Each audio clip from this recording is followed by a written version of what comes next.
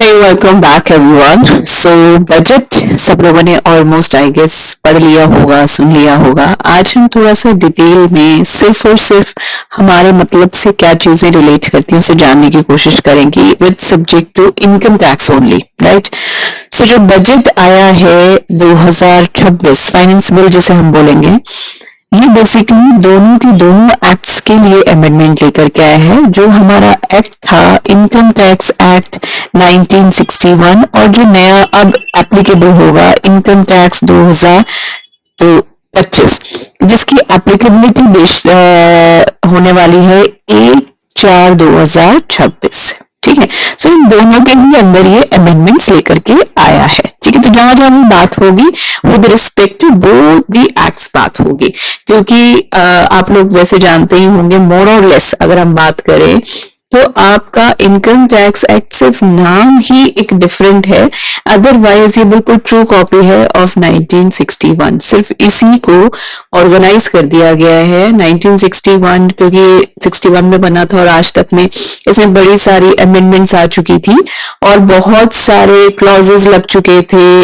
और बहुत सारे case law Supreme Court judgments की वजह से एक्सप्लेनेशंस, क्लैरिफिकेशंस और बहुत सारी चीजें थी।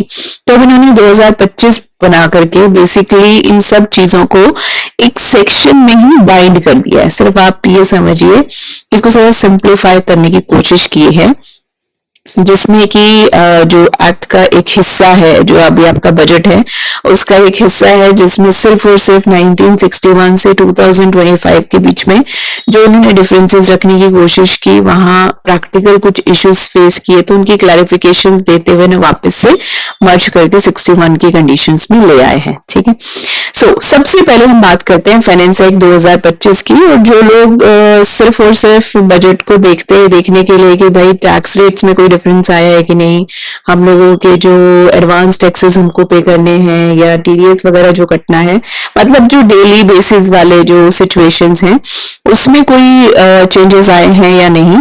तो यहाँ पे अगर मैं बात करूं रेट्स और टैक्सेस की, तो यहाँ पे कोई भी चेंज नहीं है, एज इट इज है।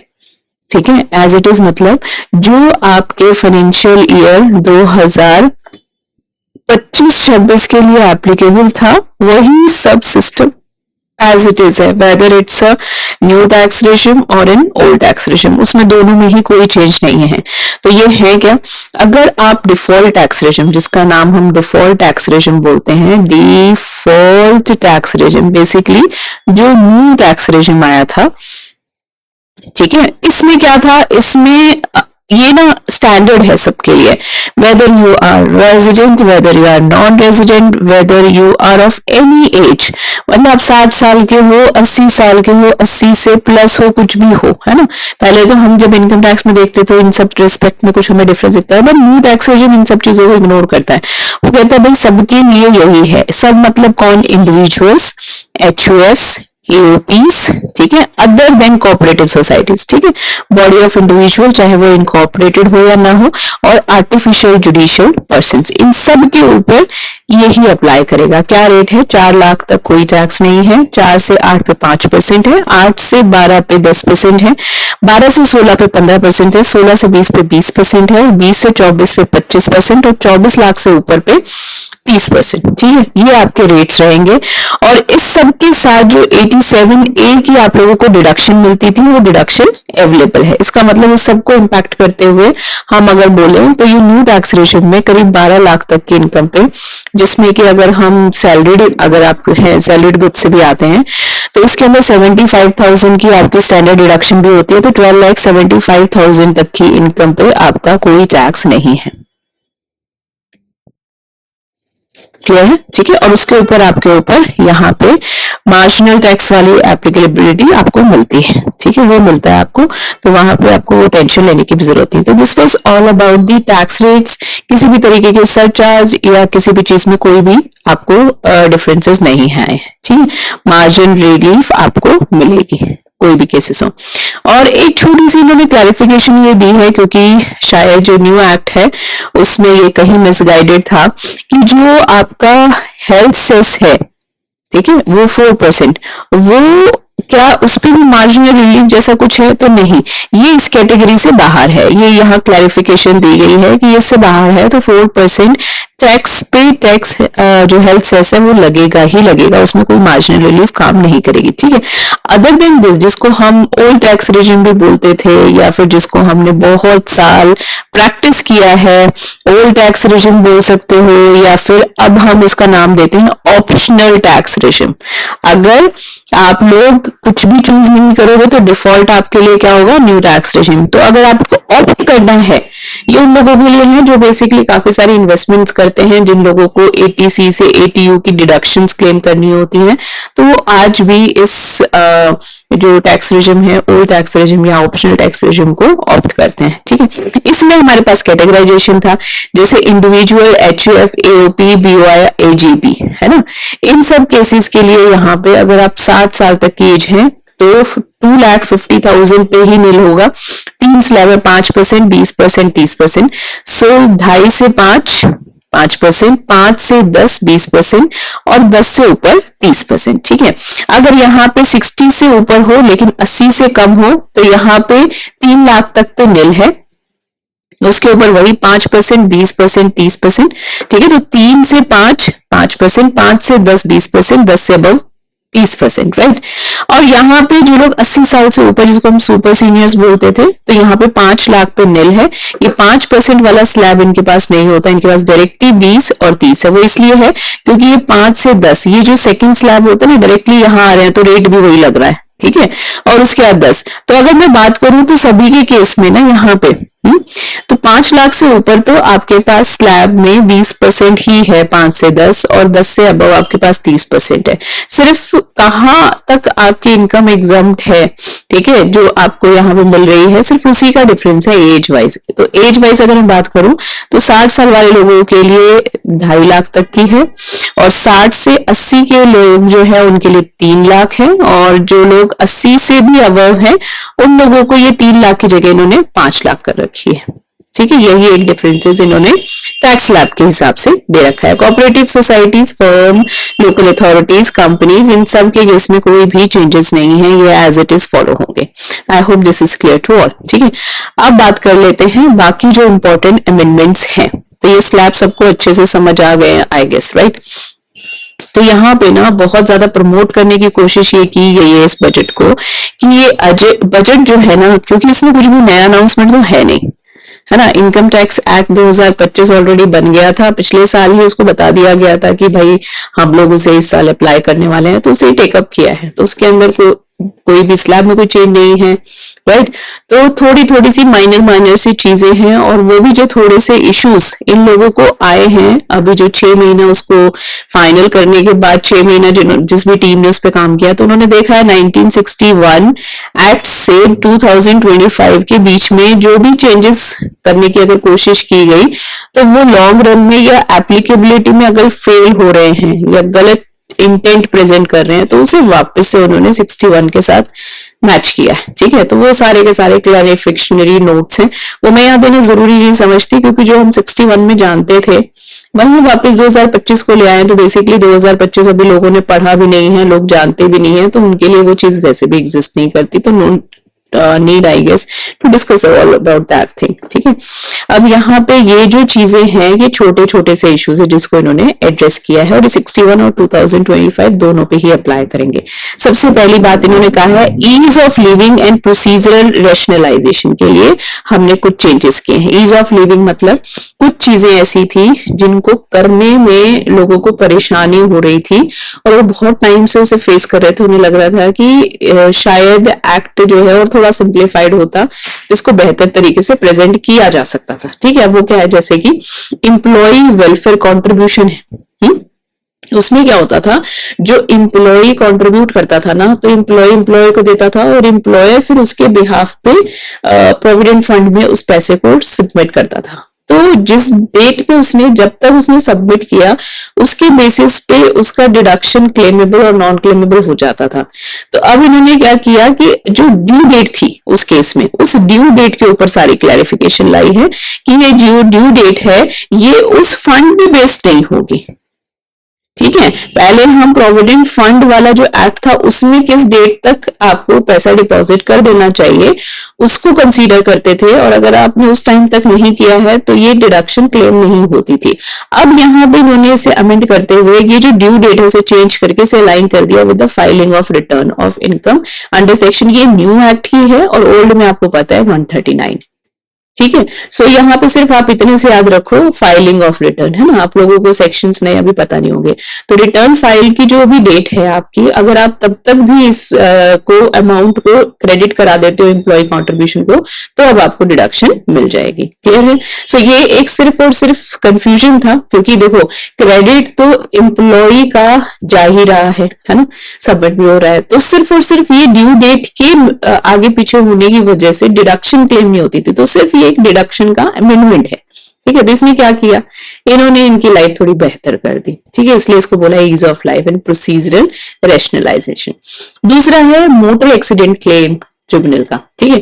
सो काफी सारे आपने देखा होगा एक्सीडेंट्स जो होते हैं उसमें अगर कोई भी पार्टी जिसको ज्यादा लॉस होता है, ज्यादा लॉस मतलब जहां पे किसी की डेथ हो जाती है या फिजिकली हैंडीकैप हो जाते हैं या कोई ज्यादा आपका 60-70% बॉडी डैमेज होता है या किसी भी तरीके के सीवियर कॉम्प्लिकेशंस होते हैं, जिसमें जो मोटर एक्सीडेंट ट्रिब्यूनल है वो कोई कंपनसेशन ग्रांट कराता है। ठीक है। तो वो जो कंपनसेशन है, क्योंकि वो लंबी डिबेट चलती है, कंपनसेशन के साथ इंटरेस्ट भी आता है। तो कंपनसेशन तो कभी से भी इनकम थी ही नहीं, लेकिन जो इंटरेस्ट कंपोनेंट आता था ना, उस इंटरेस्ट कंपोनेंट को ना इनकम कंसीडर कर लेते थे इनकम टैक्स में, और इसकी वजह से अगर 50,000 से ऊपर का इंटरेस्ट मिल रहा है तो टीडीएस काटना भी मैंडेटरी हो जाता था और आपको उसे इनकम कंसीडर करते हुए टैक्स भी देना पड़ता था। तो अब यहाँ ये क्लैरिटी दी गई है कि ये जो इंटरेस्ट है ये इनकम नहीं है भाई, कहीं ना कहीं ये उसे कंपनसेट किया गया है। ठीक है। तो इसे इनकम से एग्जम्प्ट कर दिया है टैक्स से, कि इसको टैक्स के दायरे से हम बाहर रखते हैं। अब ये टैक्स के दायरे से बाहर चले गए तो ऑटोमेटिकली इसके अंदर सेक्शन जो भी हमारा टीडीएस का सेक्शन था, क्योंकि नए और दोनों पे एप्लीकेबल, में तो नया और पुराना दोनों ही मेंशन नहीं कर रही, बट जो भी टीडीएस का एप्लीकेबल सेक्शन था अब वहां टीडीएस नहीं कटेगा, चाहे कोई भी अमाउंट हो, है ना। जैसे पहले अमाउंट भी 50,000 का था, तो कोई भी अमाउंट हो टीडीएस डिडक्ट नहीं होगा, क्योंकि अब ये एग्जम्प्ट कैटेगरी में है। तो ये भी यहाँ पे क्या कर रहा है, प्रोसीजर को थोड़ा सा रिलैक्स कर रहा है, ईज ऑफ लाइफ को प्रमोट कर रहा है। ठीक है, ये मैंने आपको बता दिया। इसके बाद है टीडीएस और टीसीएस के केस में काफी सारे ऐसे लोग होते थे जिन लोगों की इनकम जो है टैक्सेबल नहीं होती थी bye fact of anything. Like अगर मैं बात करूं कि जैसे 12 लाख तक की इनकम पे कोई टैक्स नहीं, 87 है तो आपको पता है, लेकिन आपका एम्प्लॉयर या आपका बैंक इंटरेस्ट पे टीडीएस काट रहा है, या कोई भी तरीके की आप किसी भी ट्रांजेक्शन में आ रहे हो तो सामने वाले पर्सन की क्योंकि लायबिलिटी बन रही है तो वो टीडीएस काट रहा है। तो ऐसी सिचुएशन में ना हमेशा उस पर्सन को टीडीएस और टीसीएस ना कटवाने के लिए कुछ सर्टिफिकेट्स अरेंज करने पड़ते थे, वो पर्सन टू पर्सन देने पड़ते थे, है ना, कि इसके लिए ये वाला चाहिए, इसके लिए चाहिए, ये चाहिए। तो उस कंप्लायंस को भी इन्होंने यहाँ थोड़ा सा ईज किया है और यहाँ पे इलेक्ट्रॉनिक वेरिफिकेशन को अलाउ किया है कि टीडीएस और टीसीएस में आप इलेक्ट्रॉनिक वेरिफिकेशन कर दो, आप पर्सन टू पर्सन जाने की जरूरत नहीं।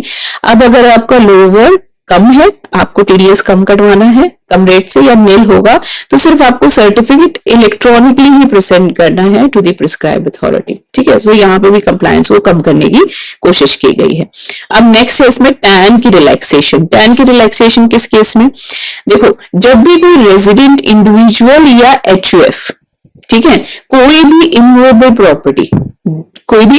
प्रॉपर्टी घर ले लो, लैंड ले लो, एक नॉन रेजिडेंट से खरीदती थी तो उसे क्या करना पड़ता था, जैसे नॉन रेजिडेंट से खरीदा तो अभी नॉन रेजिडेंट को क्या पे करेगा, यहाँ पे उसकी परचेज प्राइस पे करेगा ना। तो ये जो परचेज प्राइस वो पे करता था ना, तो क्या होता था, गवर्नमेंट को ये सोचना होता था कि भाई वो नॉन रेजिडेंट है, पता नहीं टैक्स देगा कि नहीं देगा, तो तुम अपनी तरफ से ना यहाँ पे टीसीएस काट करके उसको पेमेंट करना। अब टीसीएस मुझे काटना है तो मेरे पास टैन होना चाहिए ना, लेकिन ऐसी कितनी रेगुलर ट्रांजेक्शन्स होती होंगी, सोचो मैंने जिंदगी में एक ही बार किसी नॉन रेजिडेंट से, वो भी बाई चांस हो गया, मैं तो खरीद ही रही थी घर, किसी से भी मिल जाता, बट जो मुझे पसंद आया वो किसी नॉन रेजिडेंट का था और उसे मुझे लेना था। इस वजह से अब मैं टैन में रजिस्ट्रेशन करूंगी, उसका टैन काटूंगी, ठीक है, उसका टीसीएस काटूंगी एंड सो ऑन। उसके बाद क्या करूं मैं उसका टैन नंबर का, है ना। सो वो एक अननेसेसरी का एप्लीकेशन और फिर उसका विड्रॉल, है ना, उसका सबमिशन, तो उस सब चीजों को इन्होंने यहाँ रिलैक्स किया है। वो कह रहा है कि अब आपको no longer require to obtain a TDS. तो अब यहाँ पे इसकी जरूरत नहीं होगी, आपके पैन नंबर से काम चल जाएगा। ठीक है, तो यहाँ पे इसे भी सिंप्लीफाई किया गया है। अब filing declaration to depository, depository को आपने डिक्लेरेशन फाइल करना है। ये जो टीडीएस और टीसीएस की मैंने ऊपर बात की ना इसकी, और ये जो टैन वाला है, तो इन्वेस्टर्स जो होल्ड करते हैं लिस्टेड सिक्योरिटीज और mutual fund units in a depository can file no TDS declaration, है ना। अब ये लोग भी इसे ऑप्ट कर सकते हैं। तो यहाँ पे भी इन्होंने सिर्फ और सिर्फ क्या करने की कोशिश की है, रिलैक्सेशन, कि कहाँ हम टीडीएस टीसीएस के सब चक्रों में पड़े रहते थे। अब आप सिंपली और सिंपली वन ऑनलाइन इन्वेस्टिगेशन या वन ऑनलाइन वेरिफिकेशन के थ्रू इसे भी कर सकते हो। तो यहाँ पे आपको, क्योंकि लिस्टेड सिक्योरिटीज और म्यूचुअल फंड यूनिट्स इन्वॉल्व है, तो आप लोगों को कहाँ पे करना होगा डिक्लेरेशन, डिपॉजिटरी। ठीक है, उसके बाद है एक और टर्म को क्लियर किया गया है, standardising man power supply TDS. देखो क्या होता था कि जब भी कोई किसी तरीके के कॉन्ट्रैक्ट वर्क्स होते थे तो वहां पे टीडीएस कटता ही था, है ना। लेकिन एक छोटा सा इशू था सप्लाई ऑफ मैन पावर, तो ये ना डिफाइंड ही नहीं था कहीं कि जैसे मैंने किसी कॉन्ट्रैक्टर को काम दिया तो वो कॉन्ट्रैक्टर को जब मैं पेमेंट कर रही हूँ तो मुझे पता है अच्छा ये कॉन्ट्रैक्ट पेमेंट है तो मुझे यहाँ पे इस सेक्शन के तहत इतना टीडीएस काटना है। बट अगर कोई मैन पावर सप्लाई हो रहा है, मैं कॉन्ट्रैक्टर के साथ कॉन्टैक्ट में नहीं आ रही, तो वहां पे टीडीएस को लेके कंफ्यूजन था। ठीक है, तो इसको ईज आउट करने के लिए, और कंफ्यूजन का मतलब ये नहीं होता कि मैंने जाकर के डिपार्टमेंट को बोला मुझे बड़ी कंफ्यूजन हो रही है किसी सीए ने, मतलब इस तरीके के केसेस कोर्ट्स में जा रहे होंगे, है ना। तो कोर्ट अलग अलग जवाब दे रही है अलग अलग फैक्ट्स को समझते हुए। सो यहाँ पे इन्होंने for all supply of man power को अभी वर्क की डेफिनेशन में डाल दिया है। ठीक है, कि जो है जब भी सप्लाई ऑफ वर्क होगा तो इसको हम एज वर्क कंसीडर करेंगे, और जैसे ही हम वर्क कंसीडर करेंगे तो यहाँ पे हमारा जो टीडीएस है वो किस कैटेगरी में फॉल करेगा वो क्लियर हो जाएगा। तो कभी कोई किसी परसेंटेज से काट रहा है, कभी अपनी अंडरस्टैंडिंग से वो इस डेफिनेशन को कहीं और ले जाके कुछ काट रहा है, अब वो स्टैंडर्डाइज हो गया, और वो स्टैंडर्डाइज होके क्या हो गया कि टीडीएस 1% इंडिविजुअल के केस में और एचएफ के केस में 2%। ठीक है, ये सेट हो गया, राइट। अब यहाँ पे है कंपल्सरी लैंड एक्विजिशन, ये बहुत इंपॉर्टेंट सी क्लैरिफिकेशन इन्होंने दी है। होता क्या था कि मान लो हमारे देश में, आप लोगों को पता है इंफ्रास्ट्रक्चर का जो सीन चल रहा है, इस चक्कर में क्या होता था कि एग्रीकल्चर लैंड जो होती थी ना, वो तो हमने हमेशा ही पढ़ा था कि अगर कोई गवर्नमेंट कंपल्सरीली एक्वायर कर रही है तो वो उसके लिए कंपनसेशन दे रही है ना। लेकिन हम लोगों को ये नहीं पता कि अगर ऐसा ही सेम नॉन एग्रीकल्चर लैंड के लिए हो तो फिर क्या होगा, क्योंकि ये स्पेसिफाइड नहीं था कहीं। तो सिर्फ और सिर्फ ये शेड्यूल 3 जो है इसके अंदर ये एक चेंज किया गया है कि जो भी इनकम अगर आपको मिलती है इस एग्रीमेंट के थ्रू, तो फिर यहाँ पे अब आपको ये इनकम भी एग्रीकल्चर इनकम का जो ट्रीटमेंट होता था सेम तरीके से ट्रीट होगा। ठीक है, तो उस कंपनसेशन को भी हम सेम कंपनसेशन लेंगे और इसको हम लैंड एक्विजिशन कंसीडर करेंगे। Land acquisition now means the agriculture land और द अदर लैंड।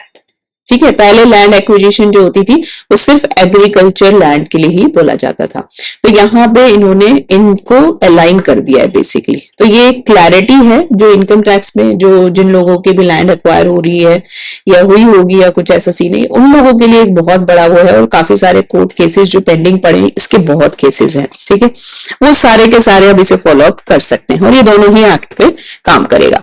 अब है डिसेबिलिटी की पेंशन। ठीक है, ये भी इन्होंने यहाँ पे इंप्रूव किया है। इन्होंने कहा है कि जो भी एग्जेम्पशंस एक्सप्लिसिटली प्रोवाइड की जाती थी for the service and disability element of pensions for personnel invalidate out of the armed forces और paramilitary forces। पता क्या होता था, जो आर्मी में कोई वॉर्स हो रही हैं या वॉर के बगैर भी बहुत सारी चीजें ऐसी होती हैं, लैंडस्लाइड हो गई या कोई भी वर्कफोर्स है वो कहीं काम कर रही है, वहां किसी तरीके का कुछ भी एक्सीडेंट हो गया जिस वजह से उन लोगों को कोई डिसेबिलिटी क्रिएट हो जाती थी, जिस वजह से वो कोई काम नहीं कर सकते लाइफ में, तो उनको पेंशन मिलती है, डिसेबिलिटी पेंशन। तो उसमें बहुत बड़ा प्रॉब्लम ये था कि क्या वो पेंशन जो है वो एग्जम्प्ट होनी चाहिए, कितनी टैक्स होनी चाहिए, कितनी नहीं होनी चाहिए, और उसमें भी ये कि किस रैंक पे कितनी।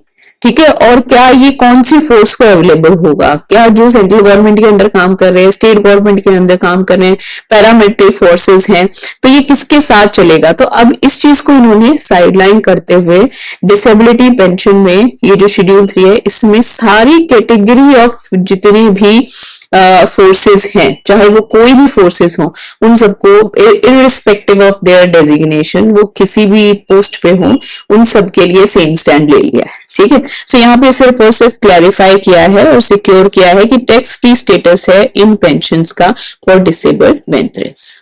क्लियर है, ठीक है। दो ये सारी की सारी अमेंडमेंट्स है ना, किसी किसी पे लागू होती है, जैसे जो आर्म पर्सन है उसी के लिए ये वैलिड है, मतलब आप लोगों के लिए, सब लोगों के लिए एट लार्ज इसका कोई इतना खास वो नहीं है। अब ये जो है ना, ये अमेंडमेंट बहुत इंपॉर्टेंट है, ये मोस्ट ऑफ लोगों के लिए एप्लीकेबल है, और ये है rationalisation of returns and assessments. बहुत सारे इश्यूज कहाँ फेस होते थे कि जो रिटर्न्स है ना उनकी डेट्स, ठीक है, अगर हम बिलेटेड रिटर्न बोले तो अलग डेट्स चल रही हैं, रिवाइज रिटर्न बोले अलग डेट चल रही है, फिर एक अपडेटेड रिटर्न का कॉन्सेप्ट आया था रिसेंटली, उसका कुछ अलग ही कॉन्सेप्ट चल रहा था, राइट।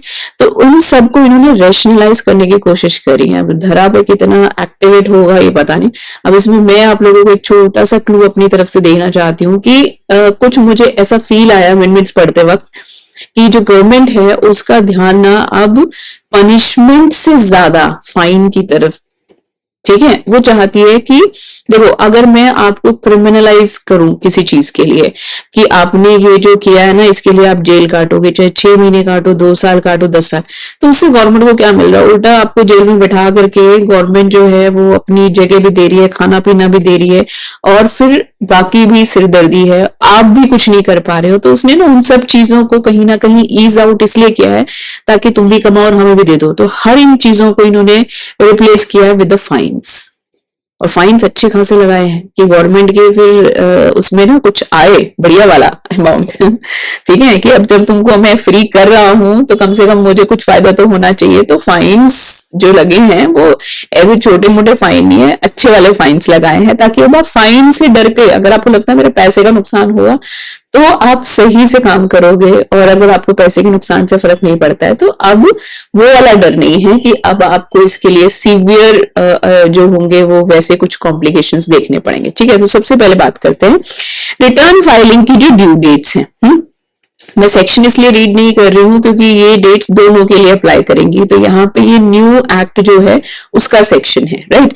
सो जो नॉन ऑडिट बिजनेस केसेस हैं, non audit business cases, trust और जो पार्टनर्स हैं ऑफ सच फर्म, जो उनकी ड्यू डेट है वो 31 जुलाई से बढ़ा करके अगस्त 31 कर दी गई है। ठीक है, इसका मतलब क्या हुआ मैम, नॉन ऑडिट केस में ना देखो ITR 1 भी आती है, ITR 2 भी आती है ना, और बाकी ITRs भी आती हैं। तो इसने कहा ITR 1 और 2 की बात नहीं कर रहा हूं मैं, इसके दूसरे वाले, इसका मतलब बिजनेस केसेस, ट्रस्ट केसेस और पार्टनरशिप के जो पार्टनर्स होते हैं उनके केसेस में सिर्फ जो डेट है वो 31 जुलाई से एक्सटेंड होके कितनी होगी, 31 अगस्त। तो फिर ITR 1 और 2 वालों के लिए क्या डेट है, इनके लिए 31 जुलाई ही रहेगी। ठीक है, ये फिक्स है जो लॉ में लिखा गया है। बाकी हमें पता है कि बाद में कुछ ना कुछ प्रॉब्लम्स होने की वजह से डेट्स एक्सटेंड होती हैं, that is an extension. But जो बाय डिफॉल्ट आप लोगों के लिए जो लास्ट डेट है टू फाइल रिटर्न्स ITR 1, 2 के लिए 31 जुलाई होगी, और जो सेम केसेस में ITR 3, 4 जो नॉन ऑडिट बिजनेस केसेस हैं, ट्रस्ट केसेस हैं, पार्टनर्स हैं, उस केस में ये 31 जुलाई से एक्सटेंड करके 31 अगस्त कर दी गई है। इसमें सिर्फ और सिर्फ क्या लॉजिक है, वो कहते हैं जो ITR 1, 2 वाले लोग हैं वो तो ज्यादातर सैलरीड, हाउस प्रॉपर्टी या फिर छोटी इंटरेस्ट इनकम्स आ गई ये वाला, तो उनकी कैलकुलेशन में इतना ज्यादा कुछ है नहीं, तो वो तो भर दो आप अपने।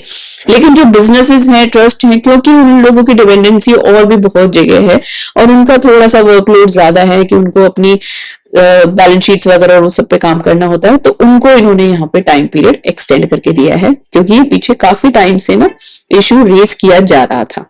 अब दूसरा कॉन्सेप्ट है रिवाइज रिटर्न का। ठीक है। सो रिवाइज रिटर्न की जो टाइमलाइन है ना उसको चेंज किया गया है। तो जब हम रिवाइज करते थे उस रिटर्न को रिवाइज करने के लिए हमारे पास नॉर्मली 9 मंथ्स का पीरियड होता था, उसको अब इन्होंने एक्सटेंड करके कितना कर दिया है 12 मंथ्स। कि अब आप चाहो तो इसे चाहो इसलिए कह रही हूं क्योंकि यहाँ पे इन्होंने इसको साथ में फाइन लगा दिया है। ठीक है कि मैं आपको पीरियड तो दे रहा हूँ 12 मंथ्स का लेकिन विद फाइन दे रहा हूँ। मैंने आपको शुरुआत में ही बताया था कि अब हमारे डिपार्टमेंट का जो पूरा माइंडसेट है वो किस तरफ काम कर रहा है। अब वो आपको पेनलाइज करेगा, ये क्रिमिनलाइज नहीं करेगा, राइट। सो यहाँ पे 9 मंथ को एक्सटेंड करके उसने 12 मंथ्स कर दिया है विद फाइन। सो अगर आपको फाइन नहीं देना है तो आपको रिवाइज रिटर्न 9 मंथ्स में ही करनी पड़ेगी, ये क्लियर रखना, ठीक है। अपडेटेड रिटर्न, अपडेटेड रिटर्न के साथ में आपको पता बहुत सारा इश्यू था। अगर आप अपनी रिटर्न को अपडेट करना चाहते हो तो इसमें बड़ा लंबा पीरियड मिला था हमें 48 मंथ्स का है। तो उन्होंने कहा आप कभी से कभी तक भी अपनी रिटर्न को अपडेट कर सकते हो, ओपन विंडो है। लेकिन उसमें कुछ कंडीशंस लगाई थी। कंडीशन जो थी बहुत सारी थी बट मैं टेक्निकल नहीं जाती, आपको सिर्फ एक कॉन्सेप्ट बता देती हूँ कि अपडेट रिटर्न करो आप, उसके लिए आपको कुछ ना कुछ डिपार्टमेंट को पे करना पड़ेगा। आप डिपार्टमेंट से कुछ मांगने के लिए रिटर्न अपडेट नहीं कर सकते। इसका मतलब आप अपने लॉस को घटाने के लिए, ठीक है, लॉस को बढ़ाने के लिए, या फिर आप अपने रिफंड को क्लेम करने के लिए ऐसी किसी सिचुएशंस में अपडेट नहीं कर सकते थे रिटर्न। अगर आपका लॉस था और अब आप प्रॉफिट दिखा करके टैक्स देना चाहते हो तो आप अपडेट कर सकते हो। आपका टैक्स 10,000 था, अब आपको 20,000 देना है तो आप अपडेट कर सकते हो। मतलब देने वाले टर्म पे आप अपडेट कर सकते थे। तो यहाँ इन्होंने थोड़ा सा एक आप लोगों को रिलीफ दिया। उसने कहा है कि टैक्स पेयर अब फाइल कर सकते हैं updated return to reduce the amount of loss previously claimed. ठीक है, अब इसके लिए भी इन्होंने अवेलेबल करा दिया है। तो यहाँ पे एक वॉलंटरी आप लोगों के लिए करेक्शन अवेलेबल किया है। ठीक है, updated return after reassessment notice, है ना। ये तो वो वाला सिचुएशन है जहां आप ही को याद आ गया अरे यार ये मेरी रिटर्न तो कुछ गड़बड़ हो गई है, अब रिवाइज भी नहीं कर सकता, बिलेटेड रिटर्न भी क्या करूं भी, तो आपके पास अपडेटेड रिटर्न का ऑफर था।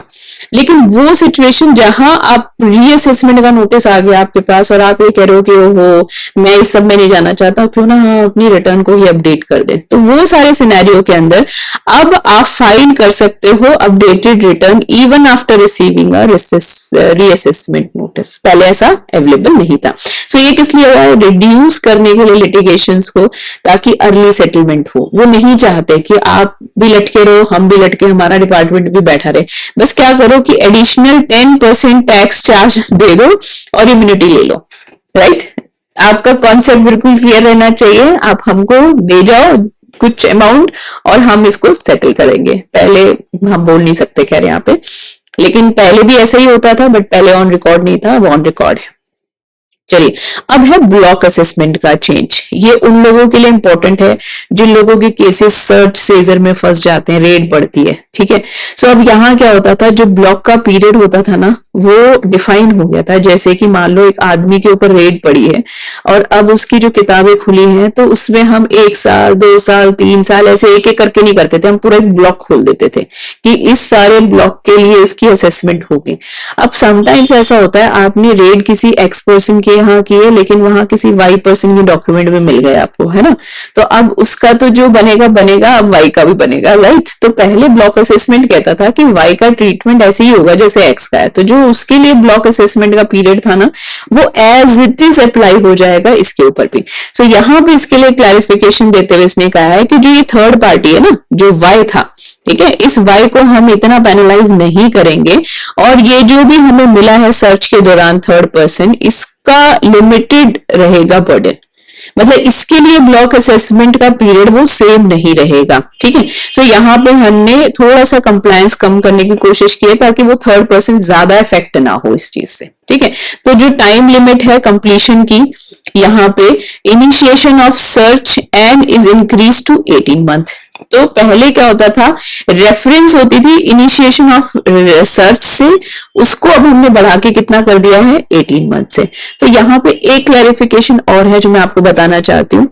जब मान लो कि किसी पर्सन के ऊपर कोई सर्च आई या कोई रेड आया तो उसकी जैसे ही सबमिट होती थी डॉक्यूमेंट्स वगैरह, वहां से पीरियड काउंट किया जाता था कि इस पीरियड के दौरान ही असेसिंग ऑफिसर को ये पूरा का पूरा असेसमेंट कंप्लीट कर लेना है। ठीक है, अभी जो थर्ड पर्सन है ना, थर्ड पर्सन का, मान लो कि ये सारा काम करते करते डॉक्यूमेंट चेक करते हुए आपको दूसरे या तीसरे साल पता चल रहा है या 6 महीने बाद पता चल रहा है, तो इस सिचुएशन में जो असेसिंग ऑफिसर था उसके ऊपर बहुत बर्डन था कि उसको अब असेसमेंट इतने ही टाइम में खत्म करना है, क्योंकि दोनों के लिए सेम अप्लाई हो रहा था।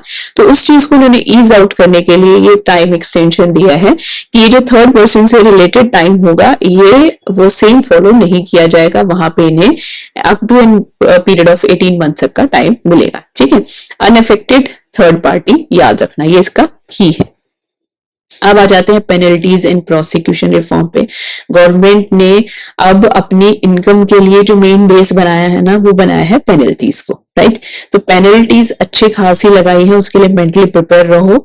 और मैं जनरल पब्लिक से भी बोलूंगी, और जो आप अकाउंटेंट्स हैं अगर सुन रहे हैं या सीएस हैं, सो अब आपको काम आपके टाइम लिमिट के अंदर ही करना है। अगर आप ऐसा नहीं करते हो तो हैवी पेनल्टीज हैं।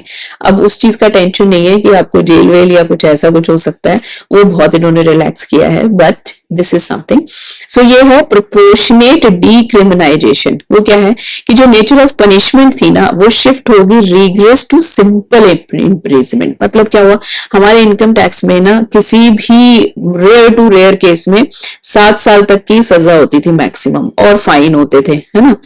अब यहाँ पे ये जो 7 इयर्स की मैक्सिमम है ना, इसको रिड्यूस करके 2 इयर्स कर दिया है, और कुछ केसेस में ये 3 इयर्स है, but not more than 3 years, right.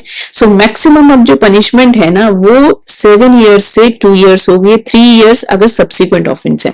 आपको एक बार पनिशमेंट दे दी गई, आप एक बार कोई गलत काम कर रहे थे, गलत मतलब आपने मान लो कि इनकम हाइड की थी, या फिर आप किसी तरीके की मनी लॉन्ड्रिंग या किसी चीज में इन्वॉल्व हो, तो आपने 2 साल की सजा काट ली, ठीक है, लेकिन आपने यही ऑफेंस रिपीट किया इन द कमिंग ईयर्स, तो फिर इस बार आपकी सजा जो होगी वो 2 साल नहीं होगी, 3 साल होगी, ठीक है। फिर मैम अगर उसके बाद फिर पकड़े जाएंगे तो फिर 4 साल होगी, नहीं, 3 साल मैक्सिमम है, फिर फाइन बढ़ना शुरू हो जाएगा। फिर वो कहते हैं कि अब हमारा खजाना भरो तुम, ठीक है। सो यहाँ पे इन्होंने सीवियर जो है क्राइम ना कहते हुए इसे थोड़ा सा लाइट आउट किया है कि ठीक है, पैसे से रिलेटेड ही तो है, ये वैसे ऑफेंसेस नहीं है जहां आपने किसी को फिजिकली या किसी तरीके से हार्म किया है। This is related to money, तो this will be settled with money, ठीक है। तो ऑफेंसेस इन्वॉल्व क्या करते हैं, जैसे टैक्स इवेजन किया है, तो टैक्स इवेजन अगर 10 लाख रुपीस तक है या इससे कम है ना, तो यहाँ पे फाइन नहीं है, ठीक है। यहाँ पे कोई फाइन नहीं है, कोई इम्प्रिजनमेंट नहीं है। यहाँ लिखा हुआ है कि only attract a fine, but वो भी 10 लाख से ऊपर का है जिसमें फाइन अट्रैक्ट होगा, और इम्प्रिजनमेंट तो है ही नहीं, मतलब आप जेल में भी नहीं जाएंगे और आपको कोई फाइन भी नहीं लगेगा। इसने इंश्योर करने की कोशिश की है कि हम इसे सीवियर क्राइम ना दिखाएं। फुल डीक्रिमिनलाइजेशन हुआ है फेलियर टू पे टीडीएस ऑन लॉटरीज। ये आपको पता है टीडीएस के केसेस में आप लोगों को बहुत क्रिमिनल जो थे वो इफेक्ट्स देखने पड़ते थे, स्ट्रॉन्ग पेनल्टीज थी, क्रॉसवर्ड पजल्स या फिर परक्विजिट्स जो आपने, तो इनको अभी उससे रिवर्स करके अब इन्होंने सिंप्लीफाई कर दिया है, ठीक है। कन्वर्जन ऑफ पेनल्टीज टू फी, कुछ केसेस में पेनल्टीज को अब इन्होंने फीस का रूप दे दिया है, ठीक है। जैसे कि पेनल्टी फॉर टेक्निकल प्रोसीजर्स, जो टेक्निकल प्रोसीजर्स होते थे डिले, ठीक है, जैसे कि आपने अकाउंट्स को ऑडिट नहीं कराया या फिर आपने फाइनेंशियल ट्रांजैक्शन स्टेटमेंट्स को सबमिट नहीं किया टाइमली, तो अब यहाँ पे आपके ऊपर जो पेनल्टीज होती थी, पेनल्टीज नहीं होंगी, अब इसे कन्वर्ट करके मैंडेटरी फीस में कन्वर्ट कर दिया है कि भाई ये डेट थी, एग्जाम्पल की तरह दे रही हूं आप लोगों को, मान लो कि 31 अगस्त तक आपको इसे जो है अपने अकाउंट्स ऑडिट कराना कंपल्सरी था, आपने नहीं कराया, अब आप इसे 31 दिसंबर करा रहे हो, कोई बात नहीं बेटा, तुम जितना टाइम लेना है लो, लेकिन अब इस डेट के बाद ना यहाँ पे फी लगेगी, ठीक है। सो यहाँ पे अब इन्होंने माइंडसेट पूरा आप लोगों का चेंज करने की कोशिश की है, और मुझे लगता है काफी इफेक्टिव है, क्योंकि दुबई में अगर आप लोगों को आप जानते हो तो दुबई में ना टैक्सेस नहीं है, बहुत ही कम है, नेग्लेजिबल, लेकिन वहां फाइन्स बहुत हाई है। सो वहां की जो गवर्नमेंट है उसका जो अर्निंग सोर्स है ना, दैट इज फाइन्स, और आई होप कि वहां से कुछ इंप्रेशन यहाँ आ रहा हो, ठीक है। अब उसके बाद है अनएक्सप्लेन्ड इनकम रेट्स, ठीक है। सो जो टैक्स रेट्स, जो अनएक्सप्लेन्ड कोई इनकम्स होती थी, है ना, आप किसी इनकम को अपने एक्सप्लेन नहीं कर पा रहे हो कि भाई ये अकाउंट में कैसे आई, या आपने ये घर लिया तो ये जो पैसा था ये कहाँ से मैनेज हुआ। तो इस तरीके की जो भी चीजें होती थी, अगर ऐसा कुछ है तो कोई भी अनएक्सप्लेन क्रेडिट्स या इन्वेस्टमेंट्स या असेट्स होती थी, वहां पे जो टैक्सेस लगते थे ना वो 60% लगते थे। अब उससे रिड्यूस करके ना 30% कर दिया गया, क्योंकि अब गवर्नमेंट कह रही है कि भाई तुम आ जाओ, डिस्क्लोजर दे दो मुझे, ठीक है। 60% के चक्कर में तुम डिस्क्लोजर भी नहीं दे रहे, वो चीज में मेरा जो है कुछ तो नुकसान है, तुम 30% ही दे जाओ, कुछ तो देके जाओ, कुछ तो मिलना चाहिए, ठीक है।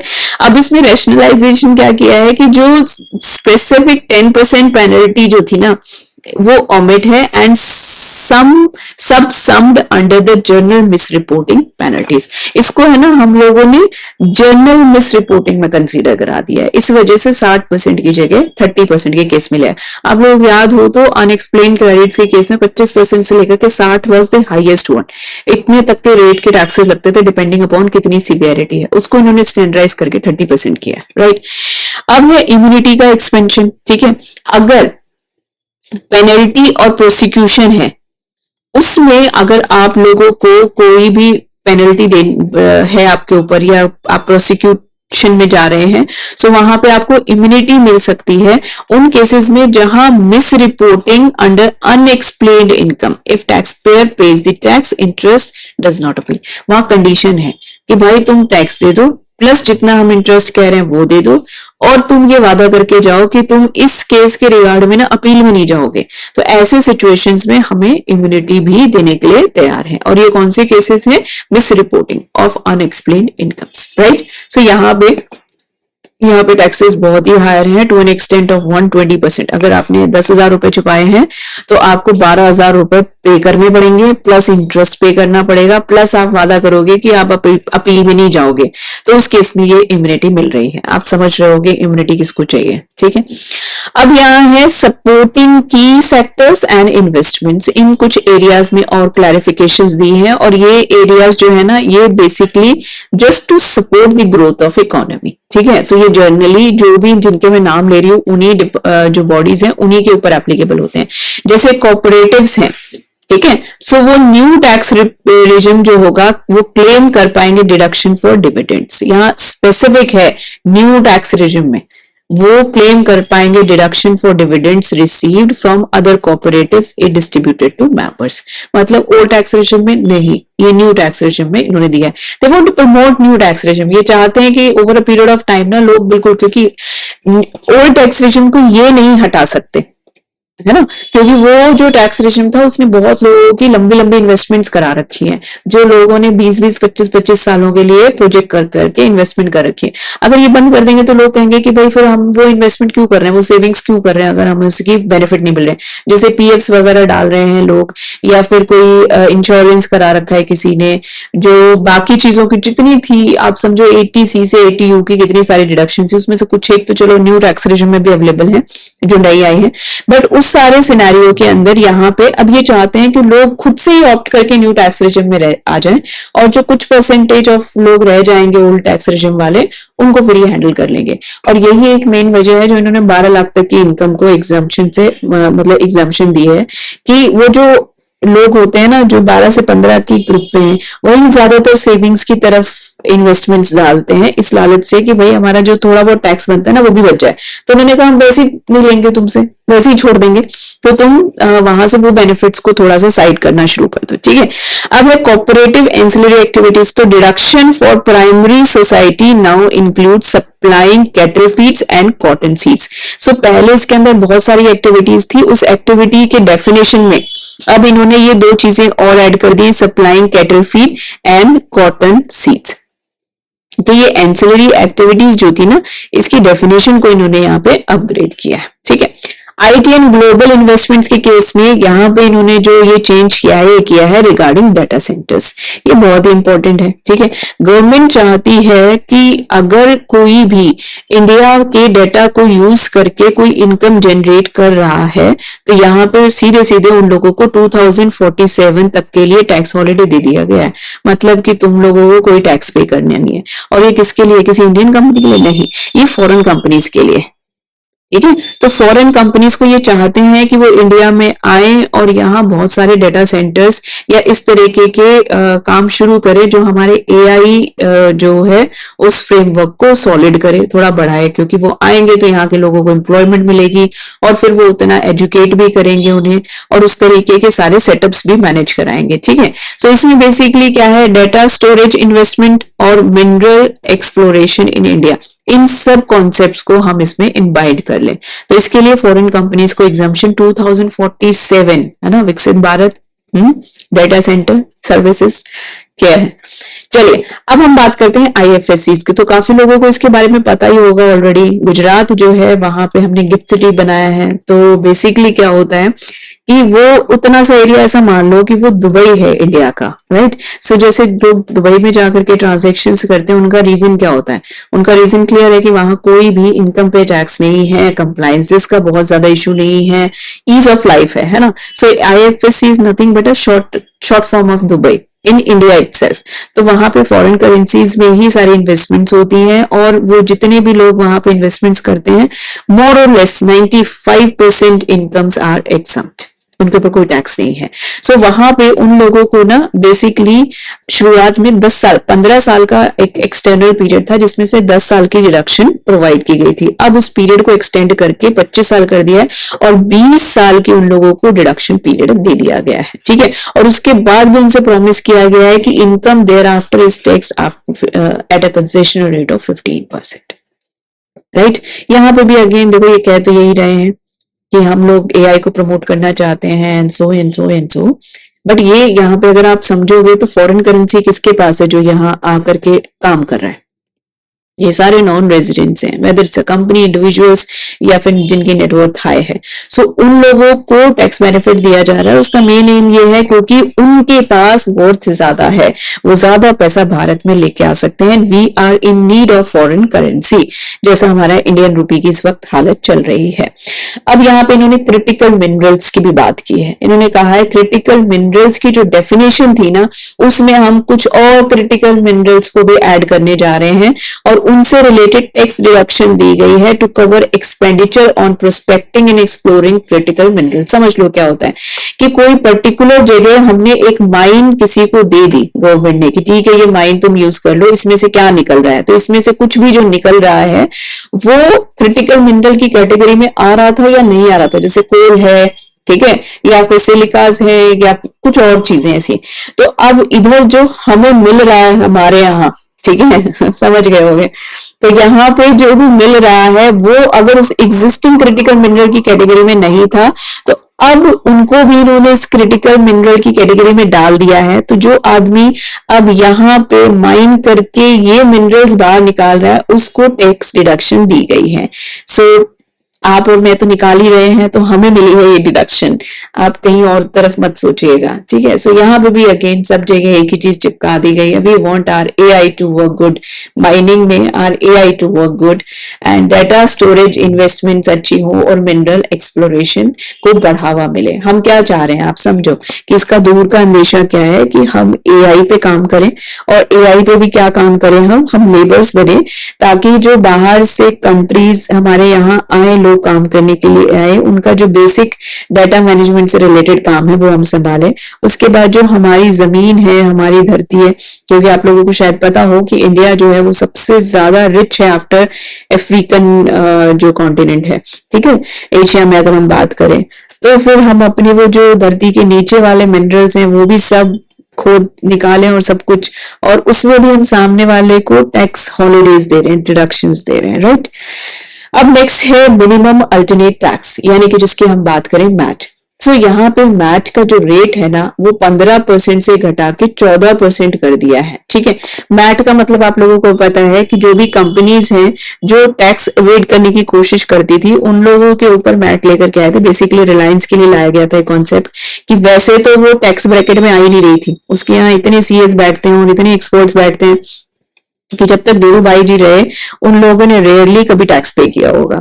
सो उस केस में अगर आप ऐसे टैक्स नहीं पे कर रहे कि आपके इतने सारे एक्सपेंस या क्लेम्स आ गए तो उन्होंने एक कॉन्सेप्ट निकाला था मैट, और मैट में क्या है कि इन केस ऐसा होता है तो फिर हम सेकंड तरीके से, एक सेकंड रूट से टैक्स कंप्यूट करेंगे कंपनीज के ऊपर, जिसके ऊपर हम टैक्स लगाएंगे। तो यहाँ पे एक छोटी सी सिचुएशन इन्होंने क्या की है कि रेट तो कम कर दिए हैं, लेकिन जो हमारा पुराना कॉन्सेप्ट था ओल्ड टैक्स रेजिम का, ओल्ड टैक्स रेजिम में इसे फाइनल कर दिया गया है, ये फाइनल टैक्स बना दिया गया है। तो मतलब जो मैट टैक्स क्रेडिट होता था वो हमें अगले 15 सालों तक अवेलेबल होता था।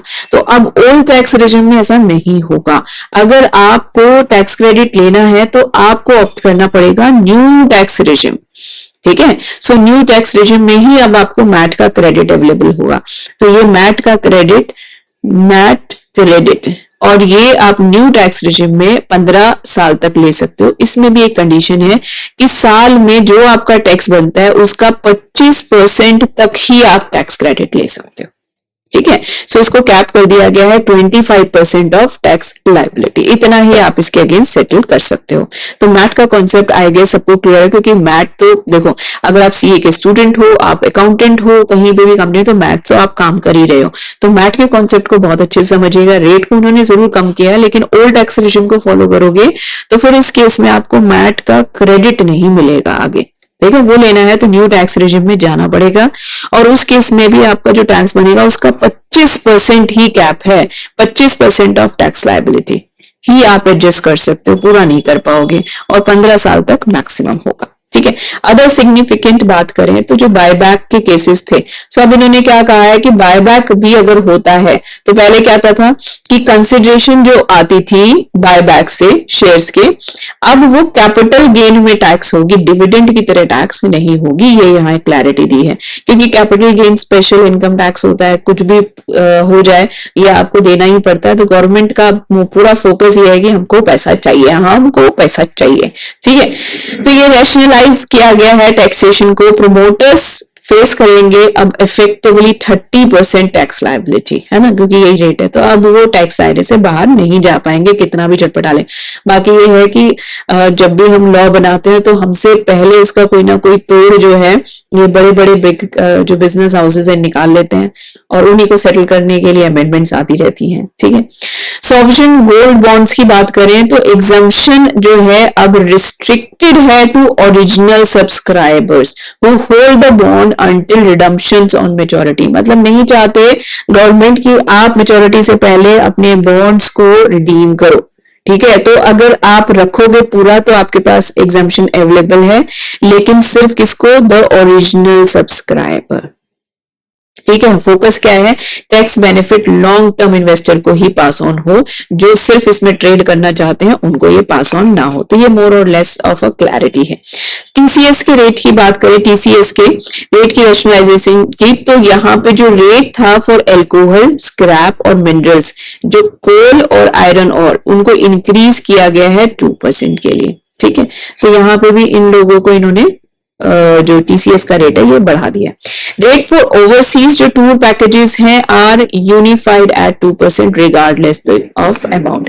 टीसीएस का रेट जो है ओवरसीज टूर पैकेजेस के लिए भी कितना कर दिया गया है, 2%, और उसके अंदर सब कुछ इंक्लूड होता था, ठीक है। तो उनका भी स्टैंडर्डाइजेशन कर दिया उन्होंने, तो यहाँ पे ये कवर हो गया। क्रिप्टो एसेट्स की अगर हम बात करें तो न्यू पेनल्टी जो है वो इंट्रोड्यूस हुई है अगर आप फर्निश नहीं करते इन्फो ऑन क्रिप्टो ट्रांजैक्शंस। तो क्या है, देखो नई जो पेनल्टी है वो 200 पर डे है, और प्रोवाइडिंग इनएक्यूरेट इंफॉर्मेशन है तो 50,000 है, ठीक है। सो क्रिप्टो, क्योंकि अभी हमारे देश में इतने सेटल्ड लॉज नहीं है इसको लेकर के कि कैसे क्या काम करना चाहिए, बट इनकम टैक्स ने इसको एक्सेप्ट कर लिया है ना। हमारी गवर्नमेंट इसको एज, अगर हम बात करें कि क्या ये इसको कुछ मानती है कि क्रिप्टो का क्या स्टैंड है, तो वहां कोई स्टैंड नहीं है, लेकिन इनकम टैक्स कहता है अच्छा पैसा कमा रहा बंदा इसकी वजह से, तो फिर इनकम टैक्स में तो हम बात करेंगे इसकी। तो अगर आप इसकी इंफॉर्मेशन प्रोवाइड नहीं कर पाते हो, ट्रांजैक्शन की डिटेल नहीं देते हो, तो 200 पर डे जब तक नहीं दोगे तब तक के लिए चालू है खाता, और आपको पेनल्टी देनी पड़ेगी। और अगर आप गलत इंफॉर्मेशन देते हो तो आपको 50,000 रुपए पे करने पड़ेंगे, ठीक है। प्रोविडेंट फंड के केस में अगर हम बात करें तो अलाइन कर रहे हैं with unified 7.5 lakh ceiling on employers contribution. तो ये बेसिकली मॉडर्नाइज कर रहे हैं पीएफ रेगुलेटरी रिविजन को, ताकि इसके साथ मैच हो जाए। So this was all about your finance budget जो बिल रखा गया है, ठीक है। मोस्ट प्रोबेबली अभी आप लोगों का 1 अप्रैल 2026 से 1/4/2026 से न्यू एक्ट अप्लाई करने जा रहा है। उसके रेट्स मैंने आप लोगों को बता दिए, सेम ही है, कोई बहुत बड़ा और छोटा चेंज नहीं है। जहां तक इशू है, जो नया एक्ट है उसमें सेक्शंस डेफिनेटली चेंज हैं, सेक्शन नंबर्स चेंज हैं, उसके अंदर की डेप्थ में कोई बहुत बड़ा चेंज नहीं है। छोटे छोटे प्रोसीजरल डिफरेंसेस आएंगे, अभी तक रूल्स नहीं आए हैं, अभी तक फॉर्म्स नहीं आए हैं, बट डिपार्टमेंट उस चीज के लिए काम कर रहा है मोर और लेस, क्योंकि अभी तो इस साल पे अप्लाई करेगा तो आप लोगों को जरूरत अगले साल होगी। तो we are expecting by September October notify हो जाना चाहिए सारे फॉर्म्स रूल्स वगैरह, एंड विल सी अगर कुछ ऐसा होता है तो I keep on updating, and जरूर मुझे बताइएगा अगर आपकी कोई क्वेरी है या कुछ भी पॉइंट ऐसा है जो मिस्ड आउट है, और आप लोगों को बजट कैसा लगा। Thank you so much for listening.